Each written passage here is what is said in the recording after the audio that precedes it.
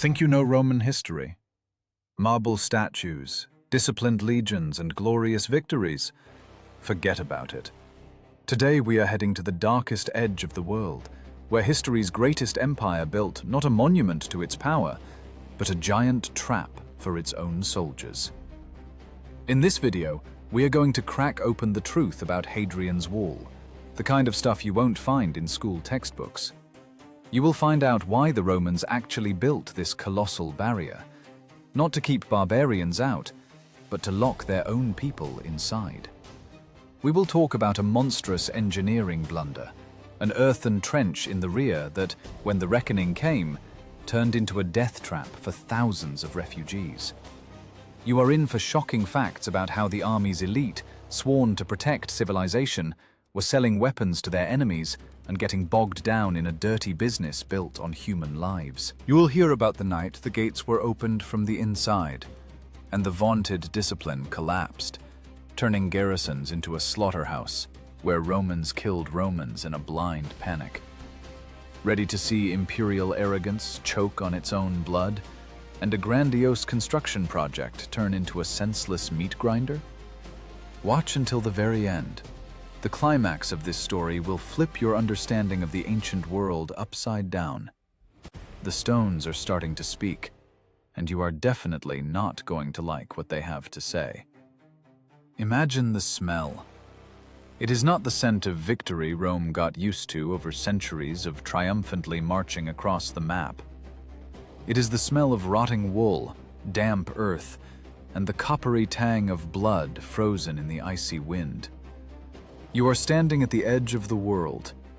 Beyond this, there is only gray emptiness, fog, and death. Breathe in this air. It is heavy, damp. It clogs your lungs like you are trying to breathe underwater. Here, on the northern border of Britain, the empire that devoured the Mediterranean suddenly started to choke. We don't start with parades or marble busts. We start with the mud. Look down at your feet. In the peat sludge lie 3 bodies. These aren't just corpses, they are a message. Roman scouts, the elite of the auxiliary troops, men who were supposed to be the eyes of the legion, have been blinded themselves. They weren't just killed, they were gutted and left on the path the patrol takes every morning. This isn't the rage of a berserker. This is surgical, cold precision. The barbarians, whom Rome calls savages, knew the guard change schedule down to the minute. They knew where the legionaries would take a break. They knew no one would hear the screams because the wind here howls louder than a dying man. Archaeologists find graves like this, bones with marks from blows delivered not in battle, but afterward, with ritualistic cruelty. This is the first clue in our case. A clue that screams, Rome is not the master here. Rome is the prey. By the year 122 of our era, the situation on the island resembled an abscess ready to burst. Britain wasn't just a province, it was a black hole where money, people, and resources vanished, and from where only coffins and casualty reports returned. It was at this moment, when the fog had eaten the last hopes for a quick victory, that a man landed on the island who would change everything. Publius Aelius Hadrianus, the emperor. Forget the school textbooks where Hadrian is a bearded philosopher and fan of Greek architecture. Here in the north, he was a crisis manager sent to liquidate a failing branch.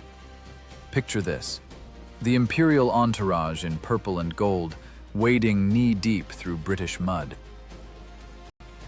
Local commanders, sweating with fear under their armor, try to explain to the ruler of the world why the greatest army in the universe can't handle scattered tribes armed with spears made of burnt wood. Hadrian doesn't listen to excuses. He looks. He sees the faces of his soldiers. There is no fire of conquerors in their eyes. There is only fatigue, and that sticky animal fear that comes when you realize the forest around you is alive and wants to kill you. The emperor understands what his generals are afraid to admit. The expansion is over. The machine is broken. For centuries, Rome lived by the principle of always forward. The border was wherever the legions stopped to sleep before a new attack. But here, at the edge of the world, Hadrian does the unthinkable. He says, "Stop." It wasn't just an order. It was a psychological revolution, an admission of defeat disguised as a strategic maneuver. We are going no further north. Do you understand what that meant for the Roman mindset? It was like a shark deciding to go vegetarian. It went against the very nature of the empire. But Hadrian was a pragmatist to the bone. He looked at the map, then at the budget, and made a decision that would define the fate of thousands of people for centuries to come. He decided to separate. "We will build a wall," he said.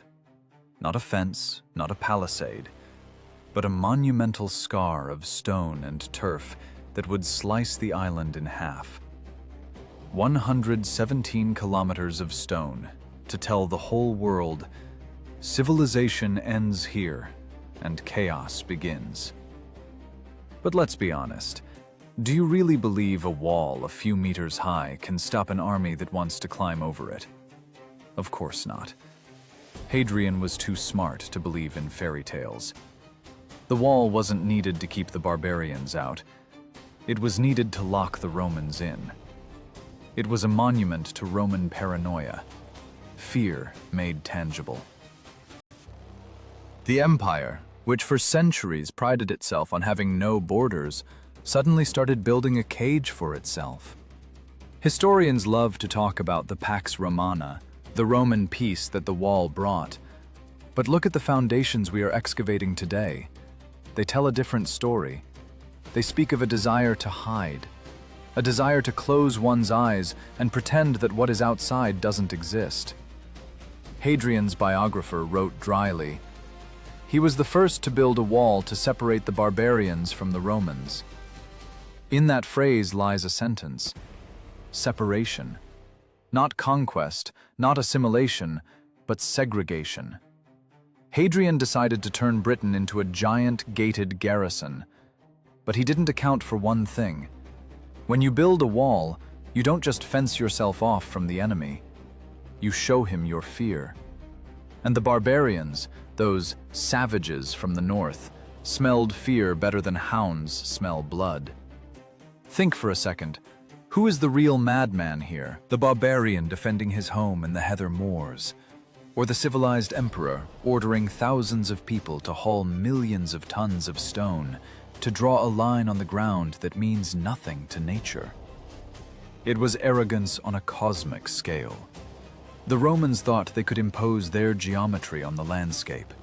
Straight lines, right angles, perfect order against the chaotic curves of hills and rivers.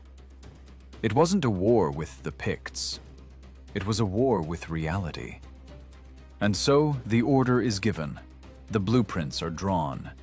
The legions, those proud eagles of Rome, are handed pickaxes and shovels instead of swords. The army's elite turns into a construction crew. Do you feel the irony? Men who signed up for the legion to loot the cities of the East and drink wine in Alexandria ended up in a cold hell where their main enemy became stone. Hadrian left, leaving behind the plan for the most grandiose construction project of antiquity. He left for warm Rome, to his villas and statues. And here, on this wind-battered isthmus, the tragedy began. The soldiers watched him go and realized they had been sold out. Their lives were exchanged for an illusion of security. They had to build a prison in which they themselves would be the first prisoners.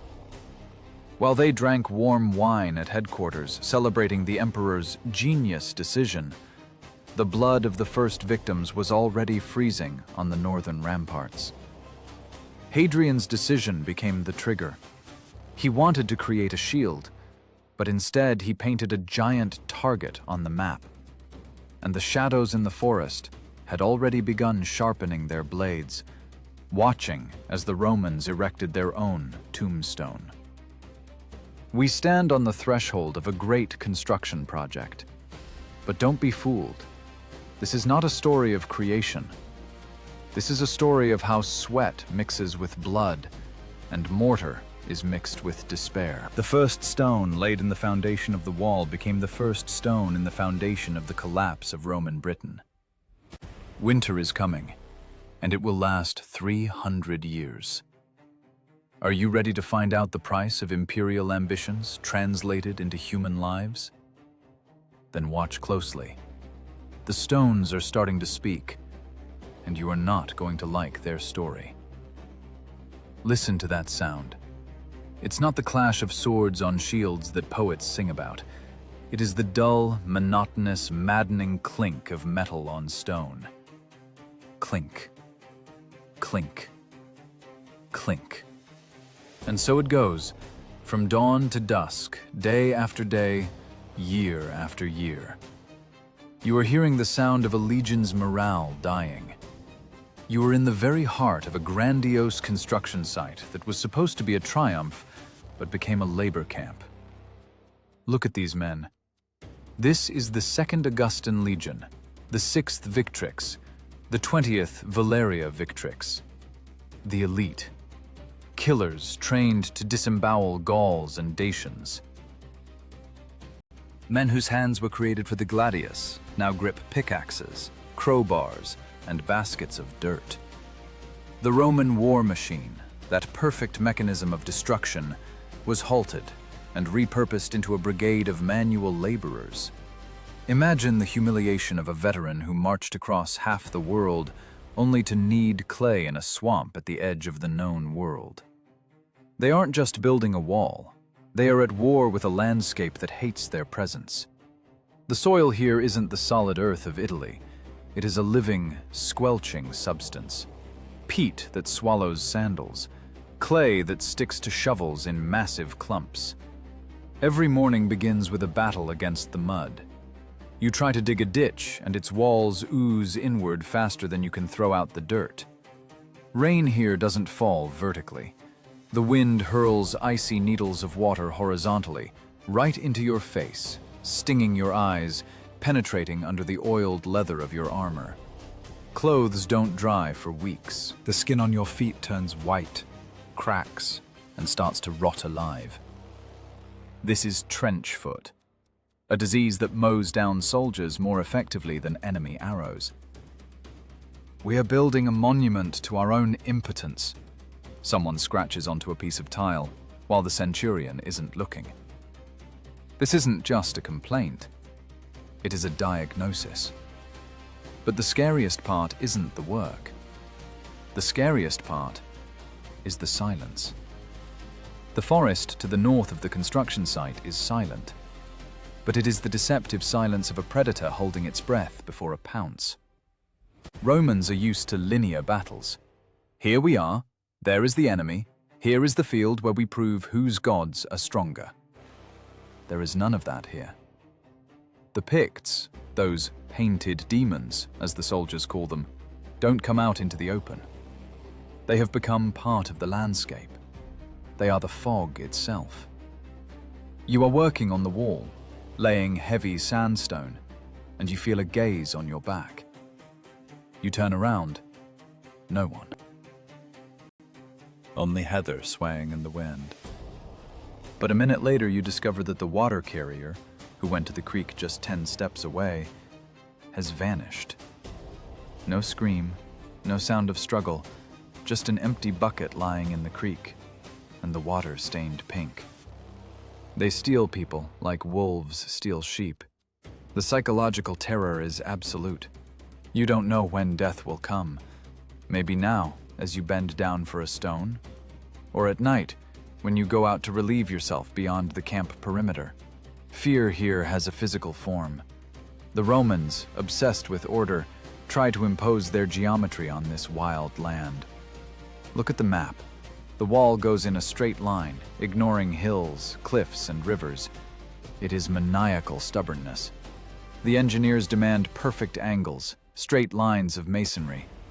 Civilization is a straight line, they say. But the nature of Britain laughs at them. Walls crack, foundations sink into the swamp. By the end of the year 124, just a couple of years after work began, enthusiasm had been replaced by dull hatred. The soldiers hated the stone that stripped the skin from their palms down to the meat. They hated the architects sitting in warm tents. They hated the emperor who came up with this absurdity. Do you know what archaeologists find in the foundations? Not just lucky coins. They find trash. Rubble, broken pottery, bones. The Legionaries, these builders of eternity, were cutting corners. They filled the voids inside the wall with construction debris to finish their quota faster. To hell with eternity. I just want to live until dinner. That is what this masonry says. On the outside, a perfect facade of imperial power. Inside, rot and deception. Try to put yourself in a centurion's shoes. You have 80 angry, exhausted men with shovels under your command. Discipline is held together by fear of punishment, but fear of the commander's stick weakens in the face of endless rain. Fights break out over a piece of bread, over a spot by the fire, over a crooked look. People go crazy from the routine. Day after day, the same thing. Wake up in the dark, icy porridge for breakfast, the weight of stone, back pain, lights out. And waiting. Waiting for an arrow from the darkness. The enemy doesn't attack the walls with siege ladders. He attacks the nerves. The Picts leave signs. A skinned fox nailed to fresh masonry. A doll made of twigs, dressed in scraps of a Roman tunic, hanging on a tree right opposite the watchtower. They are saying, "We see you. You are strangers here. You will die here." And the soldiers believe it. At night in the barracks, they whisper stories about spirits that come out of the swamps to take Roman souls. The rational Roman mind cracks under the pressure of the mystical horror of the Celtic forests, and the construction continues. Miles and miles of stone, every mile paid for with broken spines and hernias. This is no longer an engineering project. It is a religious ritual of sacrifice to the god of bureaucracy. Production quotas rise. Command in Londinium demands reports. The wall must be finished at any cost. And the price is paid. Sometimes, on rare sunny days when the fog clears, soldiers climb onto the unfinished sections and look north. There, in the blue haze, lie lands that Rome could not take. And a treasonous thought is born in their heads. Why are we even here? If they don't attack with an army, who is this pile of rocks protecting us from? But asking questions is dangerous. For doubting the emperor's wisdom, you can lose your head faster than from a barbarian's sword. So they keep silent and dig. They dig, turning into ghosts of themselves. Their faces harden, their gazes go empty. They become like the stone they are hewing. But even the wall, this great barrier, seems insufficient protection to the paranoid mind of the command. Stone isn't enough. Height isn't enough. The fear that has settled in the hearts of the generals demands more. They look south, to the rear, at lands considered conquered, and see not allies, but potential traitors. And then comes a new order, even more insane than the first. We must protect ourselves not only from the front, but also from the back. The engineers unroll the blueprints, and a murmur of horror runs through the ranks of the Legionaries. They don't just have to finish the wall, they have to dig their own grave. A huge, long grave along the entire border to finally cut themselves off from the world of the living. The name of this grave is the Vallum. Turn around. Turn away from the cold grayness of the north and look toward where your home should be, toward where the civilized world lies, the roads leading to Rome, warmth and safety. What do you see? You don't see salvation, you see the Vallum. This is the strangest and most sinister detail in this entire stone puzzle. If the wall is a shield held up against the Picts, then the Vallum is a knife held to one's own back. Imagine a giant earthen ditch, 6 meters wide, 3 meters deep. On the sides, high mounds of the very earth you just dug out with your hands, worn to the blood. It stretches parallel to the wall along its entire length, like a shadow you can't get rid of. Why? Ask any engineer this question and he will shrug. Why waste millions of man-hours to dig a ditch in the rear of your own defensive line? The answer is simple and terrible. Rome fears its own subjects. The empire does not trust Britain. Those lands to the south, marked on the map as conquered, are actually seething with hatred. The Brigantes tribes, formerly subordinate to Rome, are just waiting for the moment to stick a blade between the ribs of the Legionaries. And so you stand on a narrow strip of land between the stone wall on the north and the earthen Vallum on the south. A war zone, a death strip. You are locked in a corridor a few hundred steps wide. This is no longer a garrison guarding a border. It is a maximum security prison where the guards and the prisoners are the same people. Feel the claustrophobia. Roman tactics were always built on maneuver. The legion is a mobile beast. It needs space. It needs roads to move reinforcements. But here, the genius of engineering thought has cut its own hamstrings. The Vallum cut the forts off from the road network. To get to the wall or leave it, you have to pass through narrow, strictly guarded causeways, the only bridges across this monstrous ditch. This is the architecture of paranoia.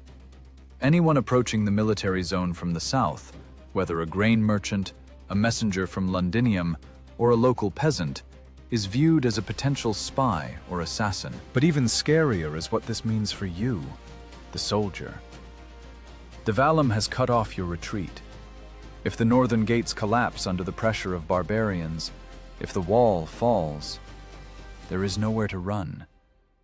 Behind you are the sheer walls of the ditch and the swampy mire at the bottom. You won't be able to withdraw troops quickly. You will be pinned with your back to your own trench and slaughtered like cattle in a pen. Do you realize what the strategists in distant headquarters were thinking? They deliberately created a kill zone from which there is no exit. Fight or die is no longer a nice slogan. It is a geographical reality. The engineers of Rome, those masters of concrete and aqueducts, built a trap for their own brothers. The atmosphere inside this perimeter was poisoned with suspicion. Soldiers looked at the southern hills with the same fear as the northern forests. There were no friends here. There were only open enemies and hidden enemies. The locals you are supposed to protect spit in your footsteps. For them, the wall is not protection. It is a symbol of occupation, a scar on the body of their land that prevents them from driving herds and trading with neighbors. And the Vallum became the final confirmation. You are strangers here. You are occupiers who have barricaded themselves in their stone sack. Listen to the wind blowing between the two ramparts. It carries rumors. They say the order to build the Vallum came after a whole squad of foragers disappeared in the rear. They weren't found. No bodies, no weapons. The earth simply swallowed them. And then Rome decided, no one enters and no one leaves without permission. Total control. This system turned garrison life into a bureaucratic hell. To go outside the perimeter, even for firewood, you need permission from a tribune. To let in a wagon with wine, you need an inspection, a census, a seal. The Vallum strangled normal life. They created an artificial shortage of freedom of movement. And where there is a shortage, temptation is always born. Look at this bridge across the ditch. A narrow neck of land guarded by a gloomy sentry. This is a bottleneck. Everything flows here. Provisions, news, contraband. Here the commander's power is absolute. He decides who passes and who stays to rot in the rain. And it is here, at these dirty crossings, that a new force begins to emerge, more destructive than barbarian catapults. The iron discipline Hadrian was so proud of begins to rust. When you lock thousands of armed men in a cage and deprive them of hope for a quick return home, they start looking for solace elsewhere. In gold, in wine, in oblivion. The Vallum was supposed to isolate the army from the corrupting influence of the locals, but instead, it created the perfect conditions for a black market. The strictness of the laws is compensated by the ability to bypass them. For a certain fee, the sentry on the bridge can look away. For a sack of silver, a wagon with unknown cargo can pass without inspection. The Romans thought they built an impenetrable barrier, but they forgot that greed seeps through any wall, like water through bad masonry. Instead of a bastion of honor, the wall begins to turn into a giant customs house where everything is for sale, from a pass to the vicus to an officer's conscience. Corruption puts down roots in the damp earth of the Vallum, and while legionaries curse their fate, looking at the double ring of the blockade, someone is already counting the profits. Night falls on the border. Fires are lit in the camps, and in their flickering light, you can see the glint in the eyes of those who understood a simple truth. If you can't win this war, you must make money on it. The Vallum, designed to protect, became a screen for dark deeds. And soon, not only wine, but treason will flow through these strictly guarded gates. What started as a monument to strength is turning into a dirty bazaar at the edge of the world. Come down from the wall. Leave the cold, wind-swept parapet and follow the sound of drunken laughter and fake music. Welcome to the vicus. These are dirty, chaotic settlements that clung to the walls of Roman forts like barnacles to a ship's hull. Here, in the shadow of imperial grandeur, real life takes over. And this life smells not of laurel and triumph, but of sour beer, the sweat of whores, and fried onions. Years have passed since the first stone was laid. Hadrian is long dead. The euphoria of the great construction has evaporated, leaving behind the most terrible disease for a soldier: boredom. Boredom here is more dangerous than a Pict with a battle axe. You can kill a Pict. You cannot kill boredom. It kills the soul itself. Decades of relative calm have turned the garrison into a bunch of watchmen who have forgotten which end of the gladius to hold. Do you think legionaries spend their days cleaning armor and marching? Wake up!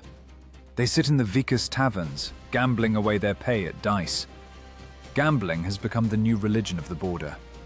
Here they lose everything: money, duty shifts, honor, and sometimes their own lives. Archaeologists find hundreds of dice in the mud, worn down, loaded, weighted off-center. This isn't trash. This is evidence of how discipline decayed. Look at this centurion. He has bags under his eyes from lack of sleep and cheap wine, and on his belt is a purse too heavy for an honest serviceman. The wall, meant to be an impenetrable barrier, has turned into a sieve. It became a membrane through which, like a dirty filter, goods, people, and secrets flow. Corruption is rust, and it ate through the iron discipline of the legions faster than the damp climate of Britain ate through their armor. Want to pass through the gates without a search? That costs 2 denarii. Want to bring in a cart of contraband? 5 denarii. Want to go all-wool to a woman in a neighboring village? Conspire with the decurion, and he will put you on kitchen duty. The border has turned into a market, a bazaar at the edge of the world. The Picts, those terrible enemies, come to the gates not with weapons, but with skins and furs. And they leave with Roman silver, wine, and, most terrifyingly, iron. Yes, you heard right. Romans are selling weapons to barbarians. It is an economy of suicide. An old sword written off as scrap, arrowheads, pieces of armor, everything goes for sale. Greed has no nationality and knows no oath. The quartermaster who writes off lost spears buys a villa in Gaul with the proceeds, not thinking that these spears will soon return. They will return and enter the throat of his replacement. Vindolanda, one of the key forts, has preserved the voices of these people for us. Thin wooden tablets with letters, miraculously preserved in the oxygen-free environment of the swamp. Read them. There is no pathos. There is no glory to Rome. There is domestic trivia. Send me warm socks. I sent you 2 pairs of sandals. Where is my beer money? This is the correspondence not of heroes, but of shopkeepers dressed in armor. They discuss supplies, debts, and parties. They have forgotten where they are. They think the wall is forever, that it guarantees safety all by itself. This is a fatal mistake. The wall is just a pile of stones. Without vigilance, it is useless. And vigilance drowned long ago in a jug of diluted wine. Local women living in the Vici become wives and girlfriends of soldiers, even though regulations forbid it. Children are born who have never seen Rome, for whom this dirty border is their only homeland. The legionary grows roots, connections, possessions, comfort. He is no longer a predator. He is a fat, lazy cat, warming himself by the hearth. Intelligence degrades. Why crawl into the icy mud on the other side, risking your life to track tribal movements, if you can just pay a local informant?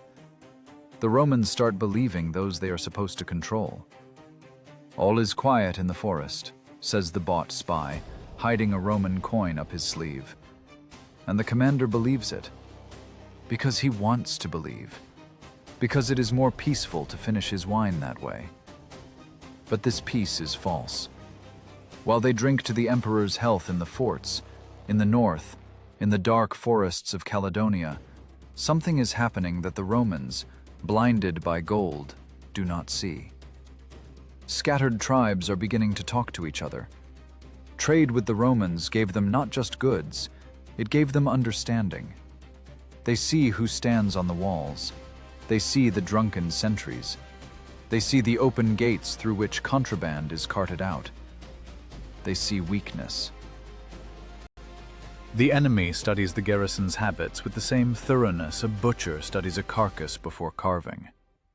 They know which centurion takes bribes. They know when the guard changes.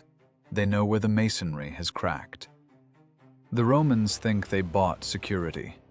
In reality, they simply funded their own execution. Gold that went north returns in the form of perfectly balanced blades and spearheads. By the year 367, the atmosphere in the Vici becomes feverish. The feasts get louder, the stakes in games higher, as if people are trying to drown out a subconscious sense of dread. It is a feast during a plague. Do you smell that? A mix of cheap perfume, stale alcohol, and rotting waste in the gutters. It is the smell of decay, not physical, but moral. The empire here, on the border, has rotted through. And so, when vigilance dropped to zero, when the last honest sword was sold for an amphora of Falernian wine, nature takes its course. Winter is coming, but not just a change of seasons. A long, dark night is approaching that will wash this dirt away with blood. Those who sold security yesterday will beg for it tomorrow, but the market will be closed. The last caravan leaves for the south, carrying away goods looted by officials, and on the walls remain those who have nowhere to run, soldiers who forgot how to be soldiers. They wrap themselves in cloaks, curse the weather, and dream of a hot dinner. They do not know that their lives have already been weighed on the scales of fate and found wanting. At the moment the last ray of sun disappeared behind the horizon, and oil lamps were lit in the taverns, other lights were lit in the north. Signal fires? No. Those are the eyes of thousands of wolves surrounding an old, sick sheep. The irony of fate is ready to strike. A dagger bought from a corrupt quartermaster will soon slit the throat of the one who was supposed to guard the peace of the empire. The silence before the storm is over. The storm begins. The year 367. Remember that date. It is not carved in the marble of triumphal arches. It is written in soot on charred stones. This is the year when Roman Britain ceased to be an island of civilization and became a slaughterhouse. The night of the winter solstice, the longest night of the year, when darkness seems to devour light itself and the sun dies, perhaps never to be reborn. It is quiet in the garrisons, too quiet. The wind from the north drives snow grit that hisses as it falls into the braziers. Sentries wrap themselves in cloaks, cursing the cold, and dream of their relief. They don't look into the darkness as closely as they should. Why? After all, the scouts, those very Ariani paid in gold for information, reported, "All clear." No one knew that the gold paid to the scouts had been outbid by barbarian gold. No one knew that on this night, the Picts from the north, the Scots from the west, and the Saxons from the east did the impossible. They united. The Barbarian Conspiracy. It sounds like a line from a textbook, but for a legionary that night, it meant the world had gone mad. For the first time, the enemy acted as a single organism, guided by an invisible hand. The catastrophe didn't begin with the crash of battering rams. It began with the creak of hinges. The very gates through which contraband wine was carted during the day opened for death at night. Treason. That was the key that unlocked the wall. Guards, bought or intimidated, simply slid back the bolts. No screams, no alarm. Shadows slipped inside the perimeter like black oil. Imagine that moment. You are sleeping in the barracks. It is warm, stuffy, smelling of the sweat of dozens of men. And suddenly, this cozy world explodes. The first thing you hear is not a trumpet signal, but the inhuman scream of a comrade on the next bunk having his throat slit in his sleep. You open your eyes and see not the walls of your home barracks, but hell. The roof is burning. The straw that covers the roofs ignites instantly, turning the room into a fire trap. Chaos. Absolute, all-consuming chaos. The Roman war machine, that renowned mechanism that ground up the armies of Macedonia and Carthage, proved useless. The legion is strong in formation. The legion is a wall of shields. It is a synchronized step. It is the orders of a centurion. But how do you form a testudo in a burning barrack when a flaming beam is falling on you? How do you hear an order when the air is torn by the screams of people burning alive? Soldiers, half-dressed, without armor, grab swords and try to get out. But they are already waiting for them outside. The barbarians don't charge head-on. They know the layout of the fort better than recruits from Spain. They've seized the exits. They stand in the shadows and strike with certainty. Romans run out of the fire straight onto spears. This isn't a battle. This is a cattle cull. Fort after fort flares up. A chain of fire stretches from sea to sea. The signal towers that were supposed to warn of danger are silent. Their garrisons were slaughtered first. The communication system, the pride of the empire, is offline. Each fort dies alone, isolated in the darkness and snow. Commanders, the same ones who were stuffing their purses with bribes yesterday, are now rushing around headquarters trying to find their parade helmets, until the doors to their rooms are kicked in. Tactics honed over centuries fail. The gladius is a short sword for close formation. It is perfect when a comrade stands shoulder to shoulder with you. But when you are alone, in the smoke, blinded by heat, and the enemy attacks from all sides, long Celtic swords and axes have the advantage. Barbarians chop from the shoulder, smash, break. Romans try to defend themselves, but their shields were left in the barracks, which have turned into crematoriums. The horror of this night is that there is nowhere to run. Remember the Vallum? That rear trench supposed to protect? Now it became a wailing wall. Those who managed to break out of the burning forts run south toward salvation, but they run into the earthen rampart and the deep ditch. The bridges across the Vallum are either seized by barbarians or destroyed by saboteurs. A crowd of people mad with fear accumulates at the water's edge. They are pressed into the mud. Behind them, the fire of burning ruins. In front, icy water and a sheer slope. And from the flanks, waves of attackers roll over them.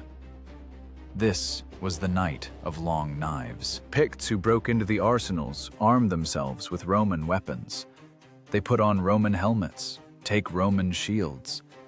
In the smoke and confusion, it is impossible to tell friend from foe. A Roman kills a Roman, mistaking him for an enemy. Friendly fire mows down the ranks of defenders more effectively than the arrows of the attackers. By dawn, Hadrian's pride, the Great Wall, was smoking ruins.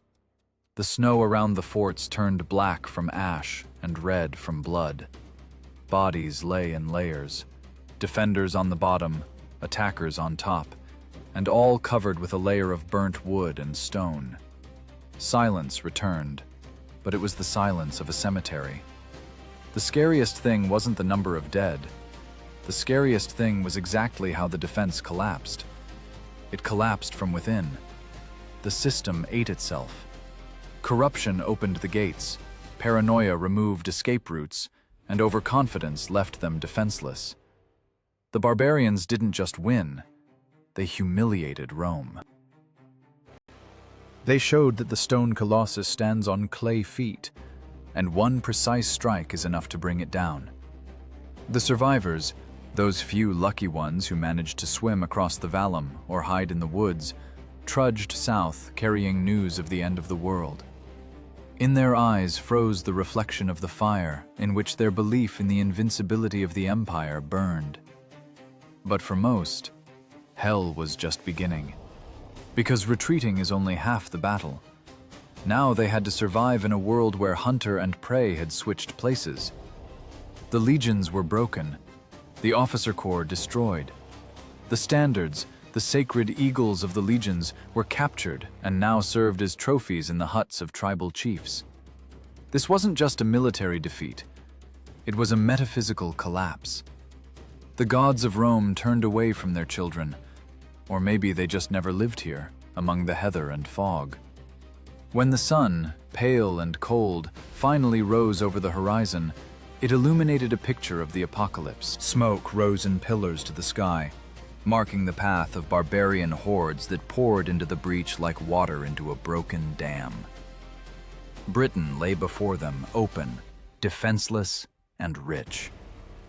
The wall had fallen, and with it fell the myth that you can fence yourself off from chaos with stone.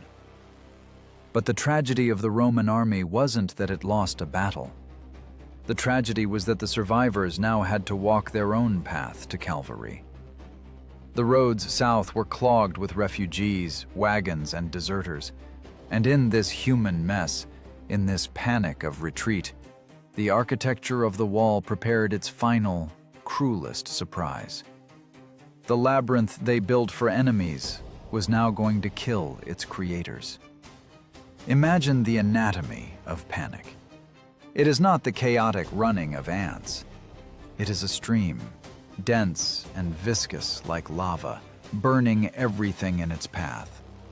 Roads, those celebrated arteries of the empire along which legions marched to victories for centuries, suddenly became clots, killing the organism.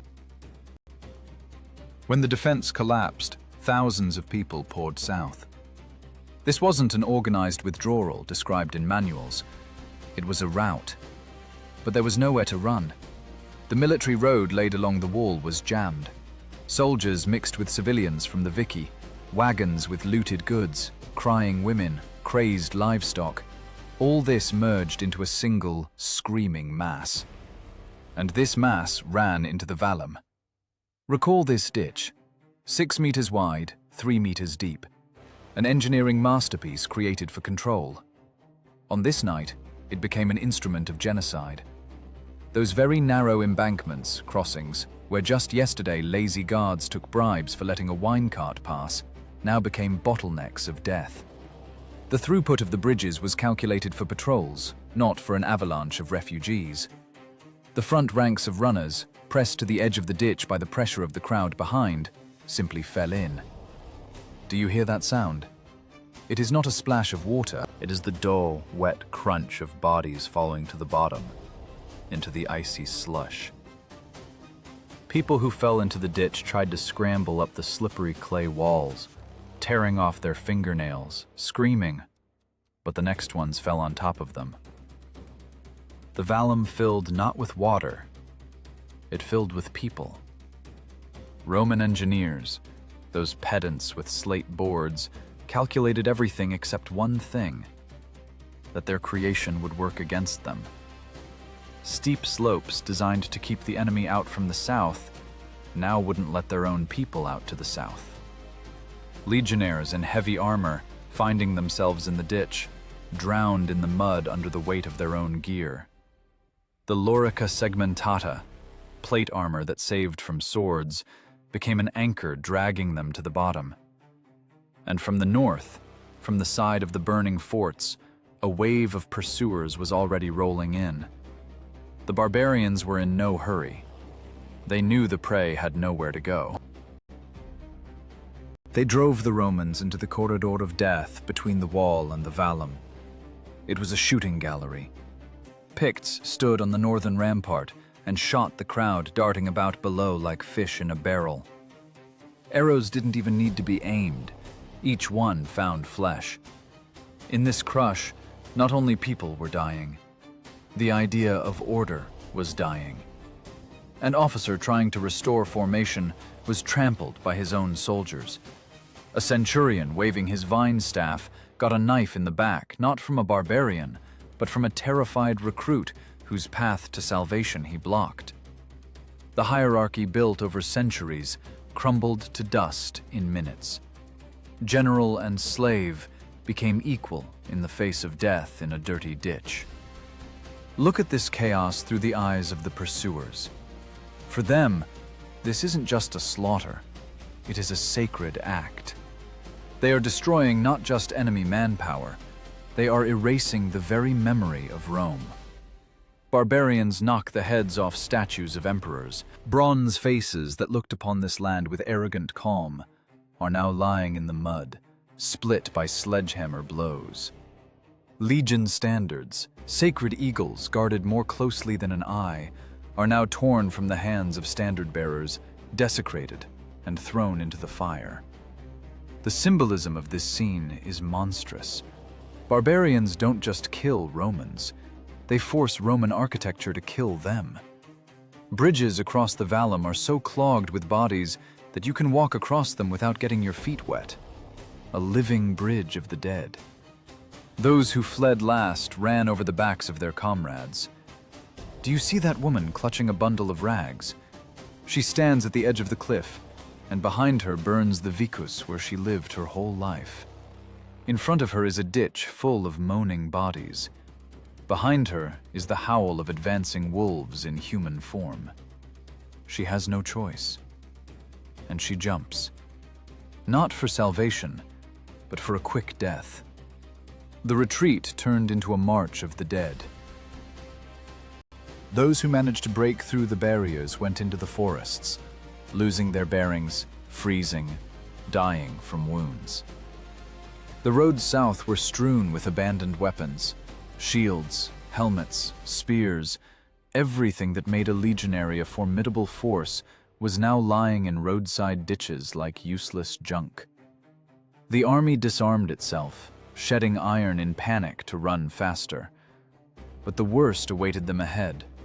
Roman command, waking up from the shock, tried to plug the hole. They sent a punitive legion to meet the runners, but not to save the survivors, but to stop the barbarians at any cost. And if for that they need to slaughter their own deserters running in panic, so be it. Hadrian's Wall, that grandiose project to separate peoples, ultimately became the place of their terrible union in death. On that night in the ditches of the Vallum, the blood of a Roman, a Syrian archer, a Germanic mercenary, and a local Brigantian mixed into a single stream that no imperial bureaucracy could separate. When dawn illuminated the scale of the catastrophe, it became clear. The engineering genius of Rome had built the most expensive and complex trap in history, and it snapped shut on the neck of its builders. But those who survived this meat grinder and dissolved into the forests did not yet know that their nightmare was not over. The forest they considered a refuge was actually territory where the rules of war were no longer dictated by them. Rome will try to take revenge. The system, even mortally wounded, will try to snap back. Heavy columns of infantry, gleaming with steel and confidence, are moving north. They are going to restore order. But they don't understand that they are entering a green hell, where their tactics, their discipline, and their straight roads are not worth a plugged nickel. The stage is set for the next act of the tragedy, and the scenery will be ancient oaks and poisonous swamps. Thump, thump, thump. Hear that rhythm? That is not a heart. That is the heavy, hob-nailed caligae of imperial infantry striking the paved road. The Empire, recovering from the first shock, reacts the way it knows best. It sends a hammer to swat a mosquito. A punitive expedition moves north.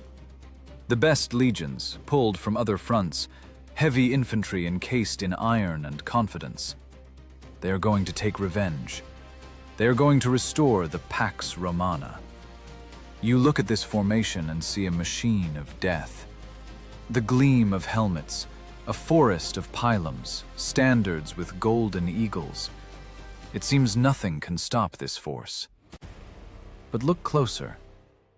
Where are they going? The roads leading to the wall have turned into cemeteries. Bridges are burned. Causeways are destroyed. To get to the enemy, the Legion has to step off the solid stone of the highway and enter the green twilight of the British forest. And at that moment, the war changes. It stops being the geometry of formation and becomes the chaos of shadows. The Romans enter the forest like a strange temple where they are uninvited guests.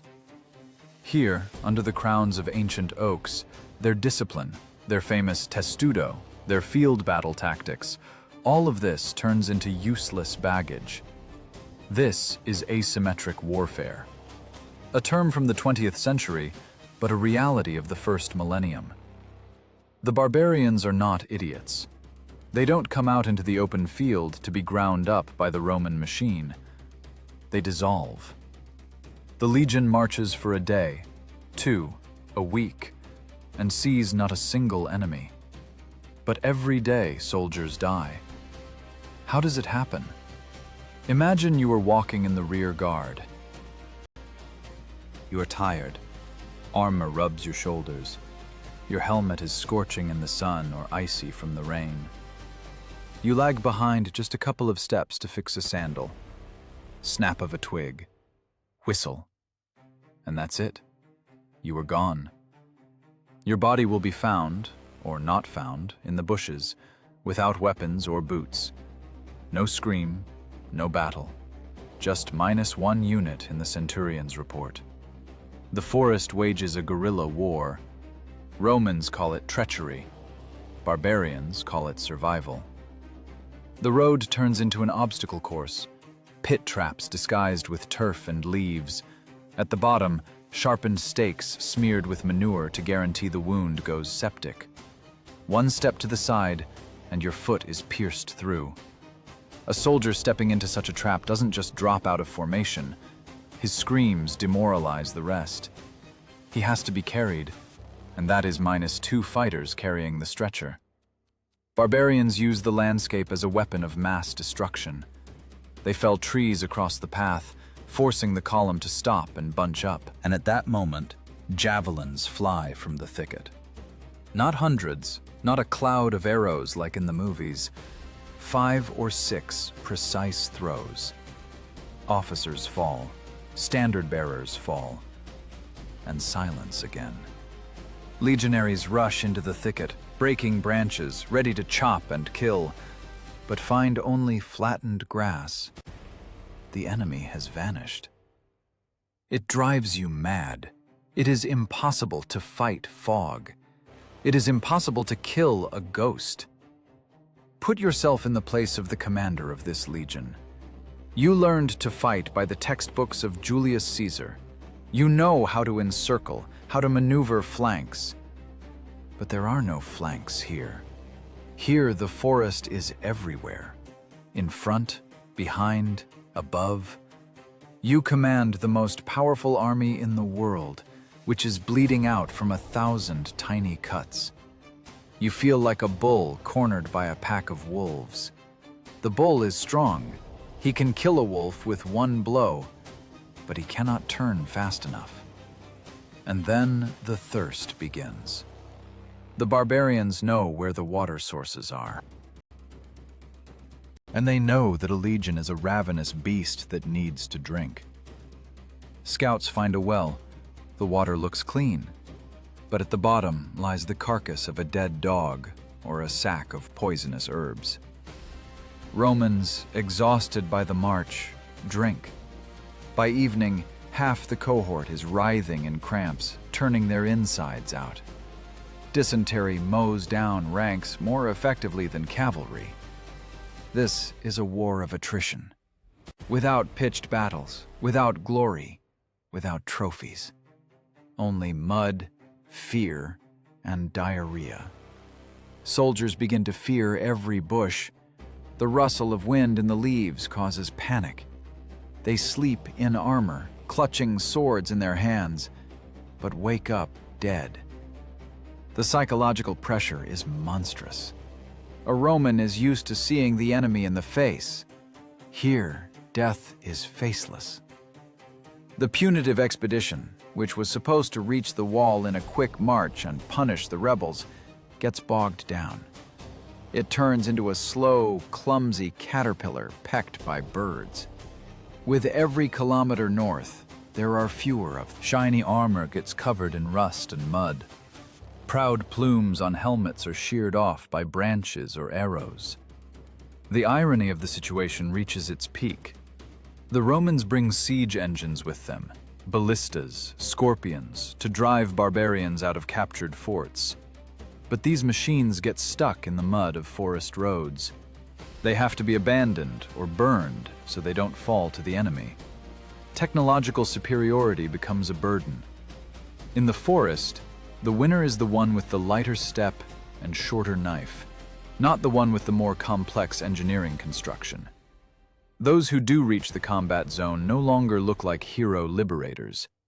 These are exhausted, angry, scared men who hate this country, this forest, and this mission. They have passed through the purgatory of the green hell, but a real nightmare awaits them ahead.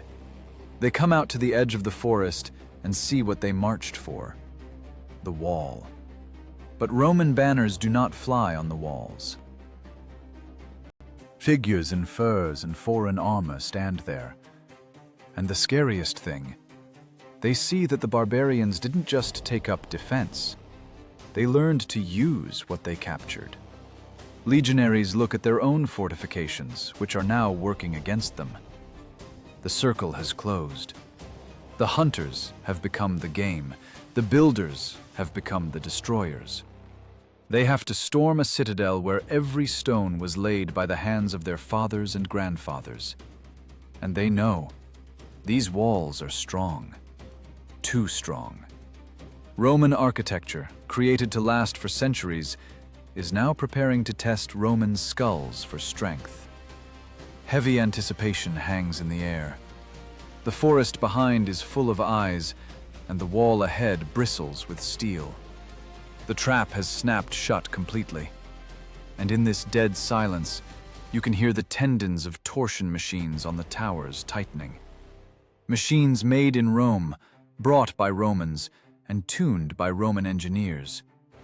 Now they will fire, and this will be the cruelest irony the history of war has ever seen. Roman steel flying into a Roman heart. You stand in formation, gripping the shaft of a pilum so hard your knuckles turn white. Raise your head. Before you is the pinnacle of Rome's engineering thought, the wall. It is beautiful in its brutal geometry.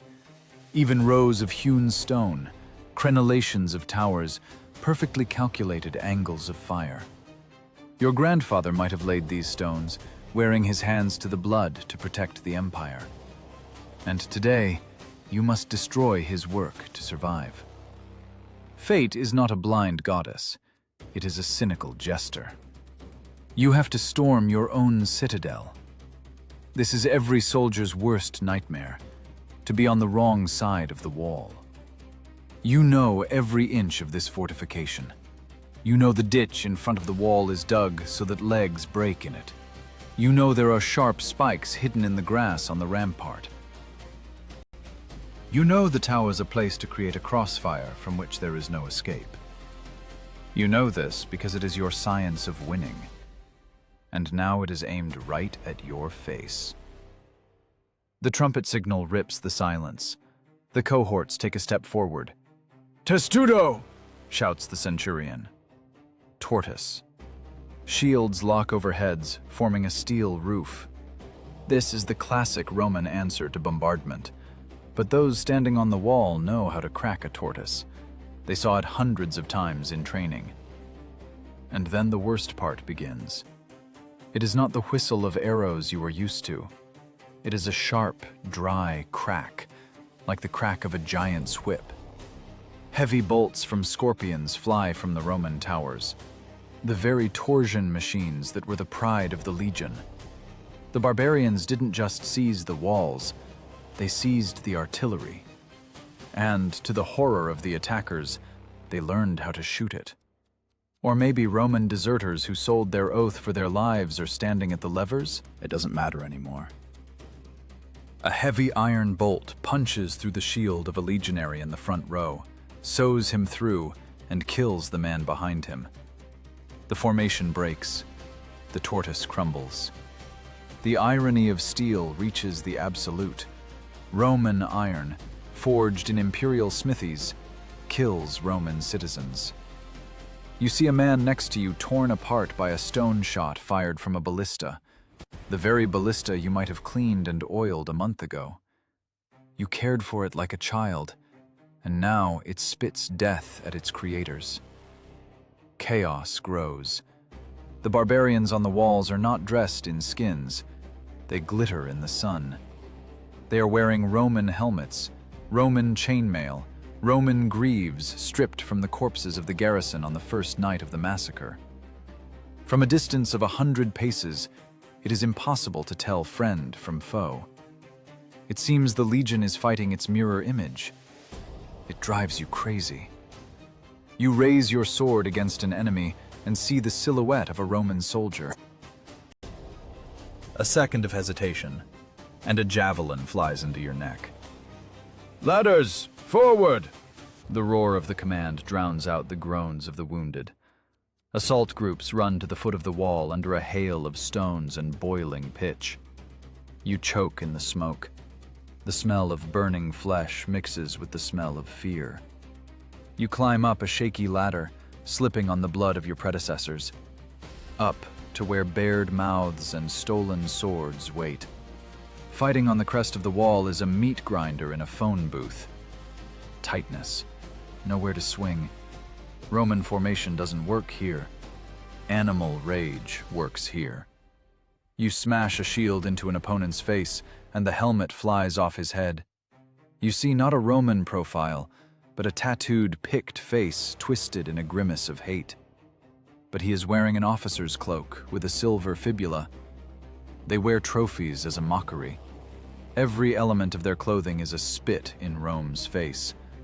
They desecrated everything: symbols, weapons, the very idea of order. Below, at the gates, sappers are trying to break through the doors with a ram. Boom! Boom! Boom! The blows shake the ground. The gates are strong. They were made conscientiously, of bog oak bound with iron. Roman quality. Now soldiers curse this quality. "Damn the carpenter who nailed these boards!" someone screams as a pot of burning oil is poured onto the ram from above.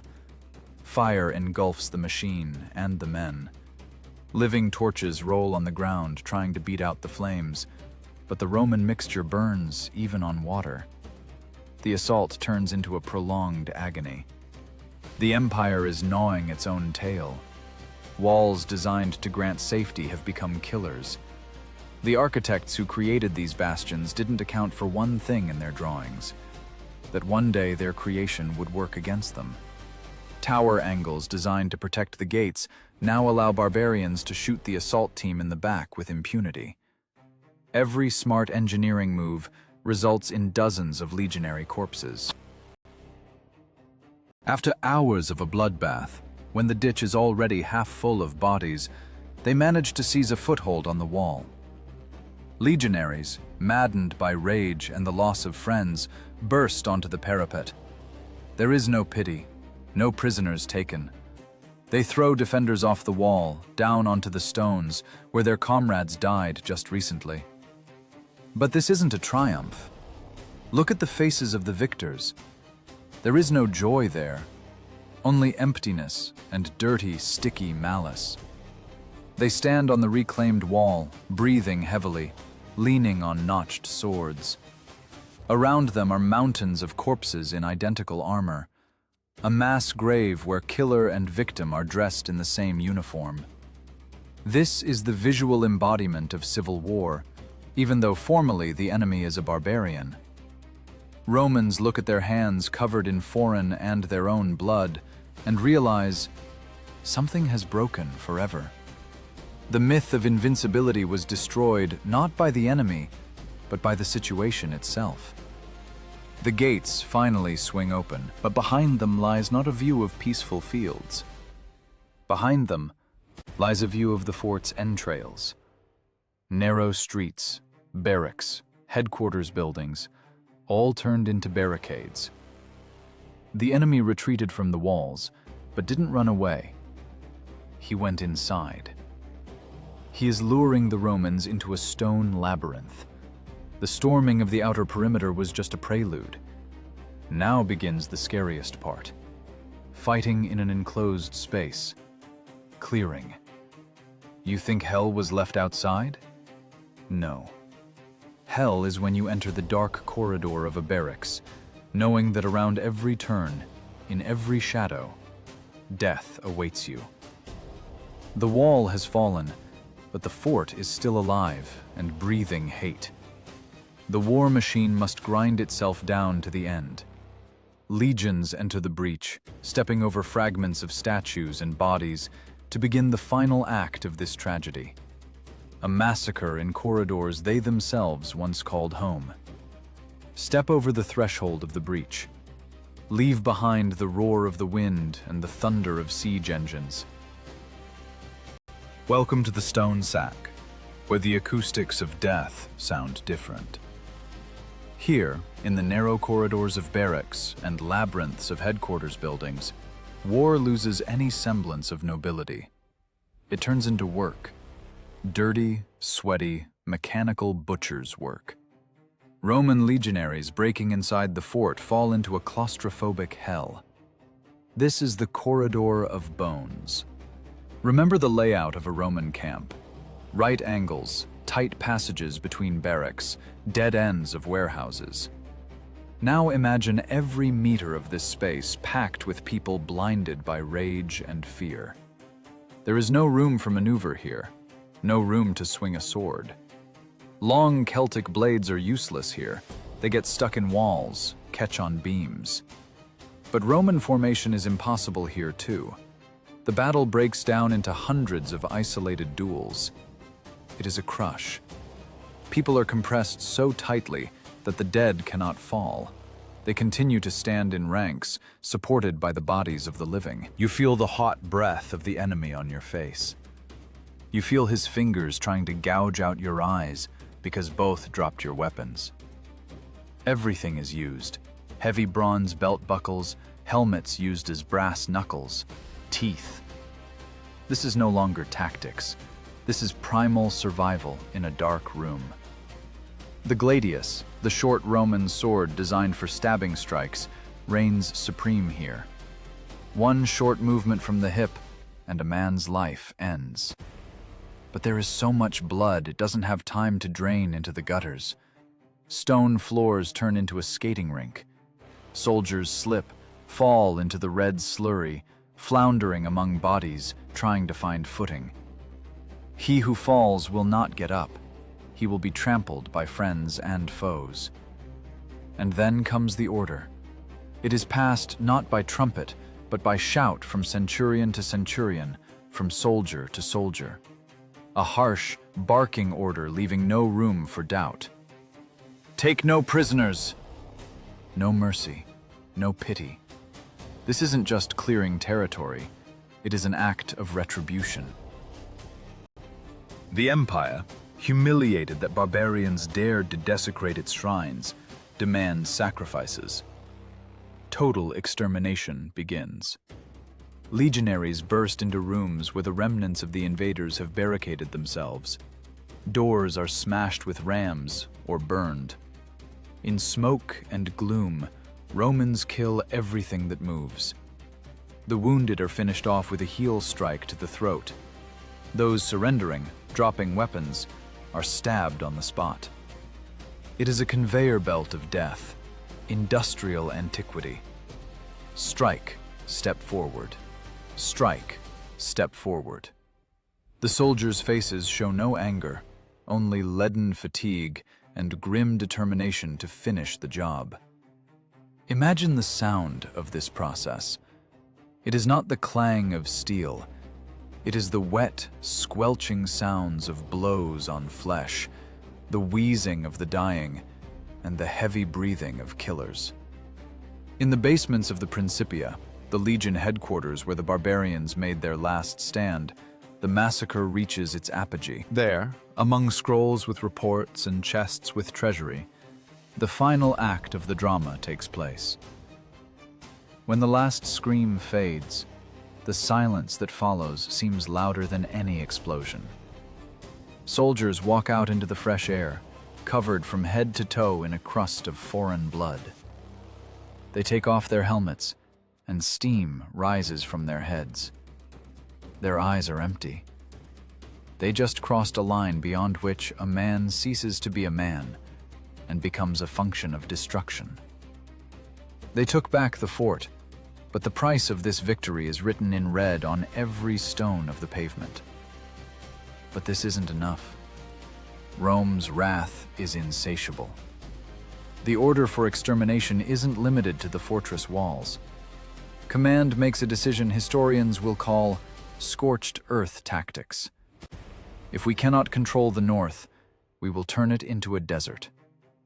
The legions turn 180 degrees. Now their goal is not defense, but attack. They exit through the northern gates, the very ones they stormed not long ago.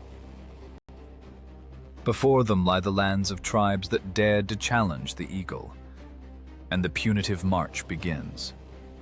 Villages burn. Pillars of black, greasy smoke prop up the sky from horizon to horizon. Romans don't loot. They don't need trophies. They destroy. Houses are burned along with belongings. Livestock is slaughtered and left to rot in the fields to poison the air and water. Granaries are put to the torch. This is economic warfare taken to the absolute.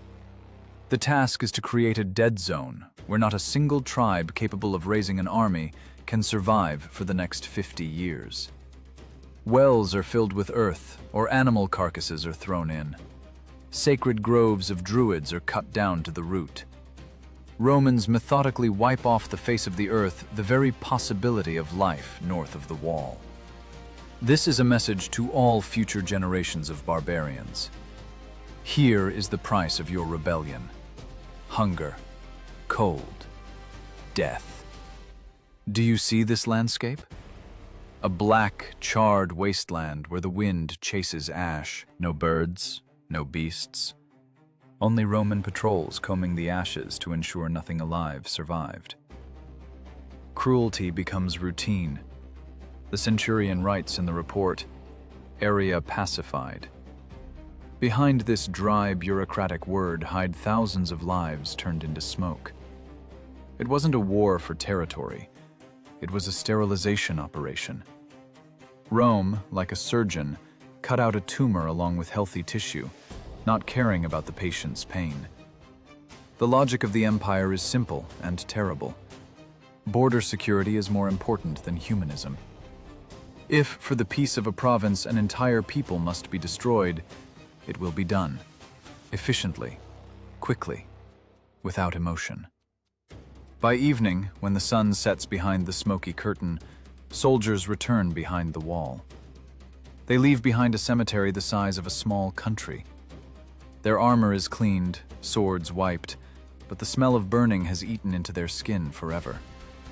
They look north, into the darkness they created themselves, and realize, now it really is quiet there. But this isn't the silence of peace. It is the silence of a grave. The wall stands again, gloomy and impregnable. But it has changed. Now it is not just a border. It is a monument to the greatest massacre this island has seen. Stones washed with the blood of defenders and attackers seem to pulsate in the dark. History has come full circle. From the ambitions of construction, through the chaos of destruction, to the icy silence of death. The last step remains. A step toward realizing what they actually built and protected at such a terrible price. Wind. Now there is only wind here.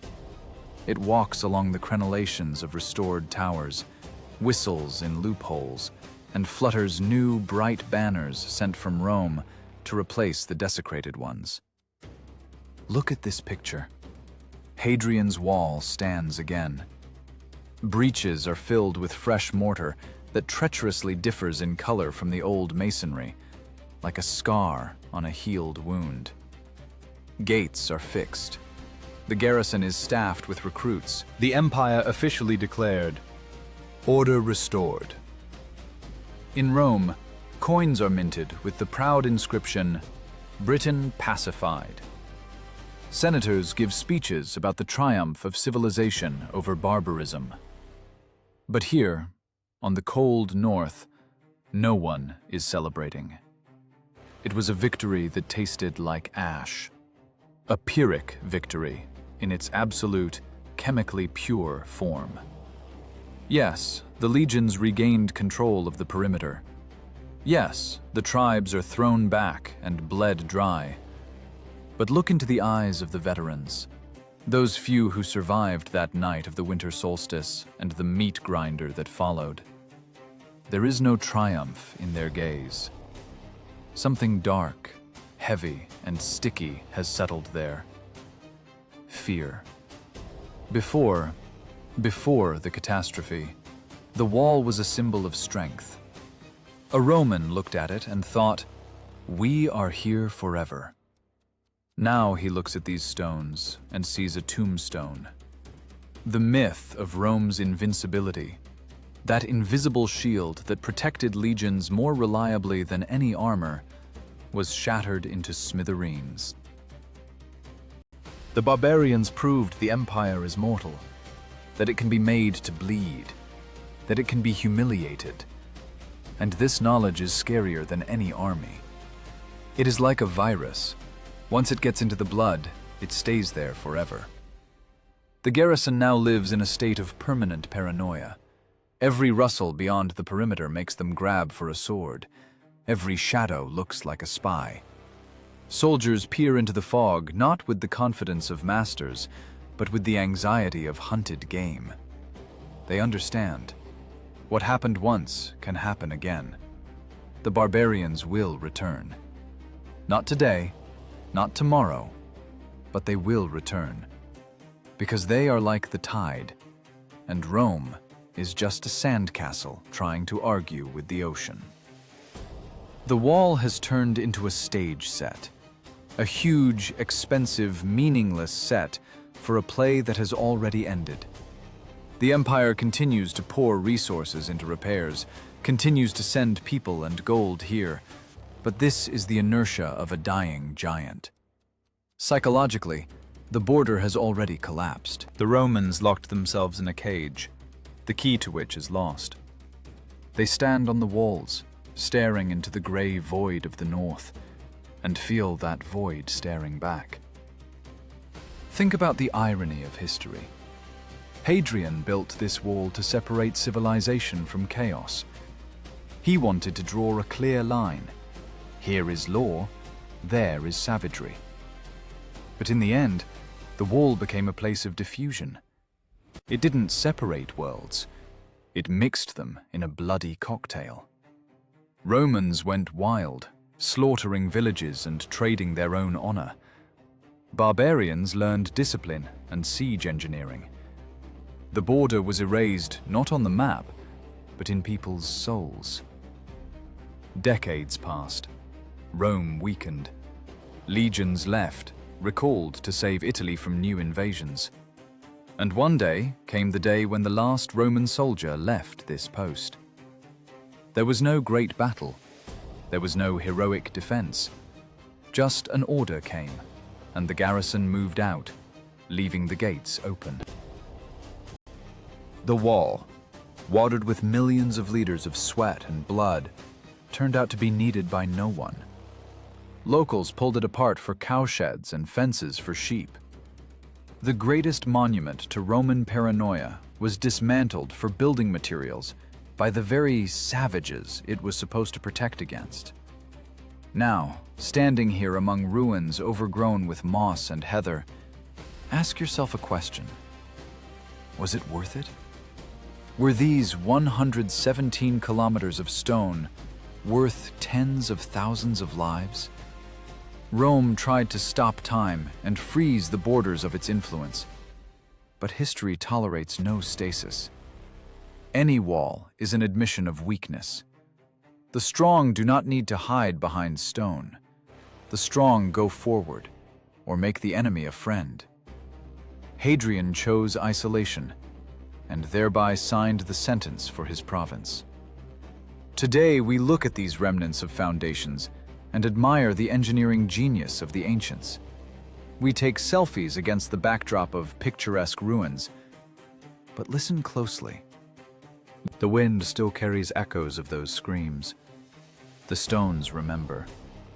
They remember the treachery of quartermasters, the horror of burning barracks, the crunch of bones in the Vallum ditch, and the mechanical cruelty of punitive squads. These are not romantic ruins. This is a scar on the body of the earth that will never heal.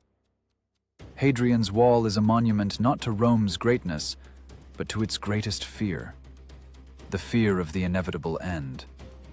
They built it not to see the barbarians, but eventually locked themselves in a cage with their own demons.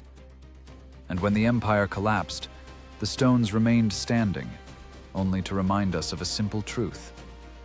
Fear lives longer than glory. So who won in the end in this war of nerves and stone? The emperor whose name this rampart bears? Or the nameless barbarian whose descendants still herd sheep on these hills? The answer is obvious. Stone lost. Life, chaotic, dirty, uncontrollable life, seeped through the cracks, destroyed the masonry with tree roots, and swallowed the ambitions of Caesars. You stand at the edge of the world. Before you is eternity. Turn around and look south, to where Rome once was. It is gone. But the wind from the north blows just the same. It blew before the legions came, and will blow after the last stone of this wall turns to dust. And now tell me, looking into this gray abyss, if you knew that all your efforts, all your sacrifices, all your walls would eventually become just a pretty background for tourists, would you pick up that first stone? Or would you let chaos into your home, realizing there is no hiding from it anyway? Decide for yourself. History has already made its choice.